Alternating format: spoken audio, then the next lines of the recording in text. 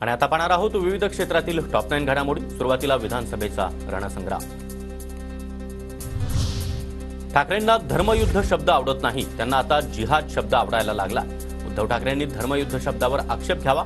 टीव्ही9च्या मुलाखतीमध्ये देवेंद्र फडणवीसांचं उद्धव ठाकरेंना आव्हान। फडणवीस धर्मयुद्ध बोलून दंगलीला प्रोत्साहन देतात। निवडणूक आयोगानं धर्मयुद्ध शब्दावर आक्षेप घ्यावा, उद्धव ठाकरे यांची मागणी। राष्ट्रवादी आणि भाजपचं सरकार स्थापन करू असं पवार म्हणाले। पवारांनीच राष्ट्रपती राजवट लावली। सरकार स्थापनेसाठी राज्यपालांकडून पवारांना आलेल्या पत्राचं उत्तर वर्षावर ड्राफ्ट झालं। टीव्ही9च्या मुलाखतीमध्ये देवेंद्र फडणवीस यांचं वक्तव्य। एका दिवसात कोणीही भगवं होत नाही, गरज पडल्यास अजितदादांनाही भगवं करू। टीव्ही9च्या मुलाखतीमध्ये उपमुख्यमंत्री देवेंद्र फडणवीस यांचं वक्तव्य। बटेंगे तो कटेंगे, एक है तो सेफ है, हे म्हटल्यानंतर विरोधकांना मिरची का लागते? फडणवीसांचा विरोधकांना खोचक सवाल। बटेंगे तो कटेंगे आणि एक है तो सेफ है या नाऱ्याचा वेगळा अर्थ काढू नका। मोदींनी कोणत्याही जाती धर्माचा उल्लेख केला नाही।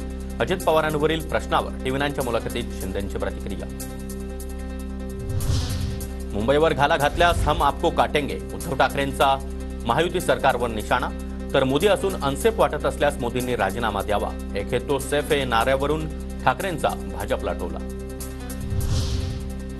1978 पासून ज्यांची महाराष्ट्राशी गद्दारीची पार्श्वभूमी राहिली आहे ते आम्हाला गद्दार म्हणतात। 2017च्या गणेश चतुर्थीपासून ते दादांनी शपथ घेतली तोपर्यंत काय घडलं हे छातीठोकपणे सांगतो।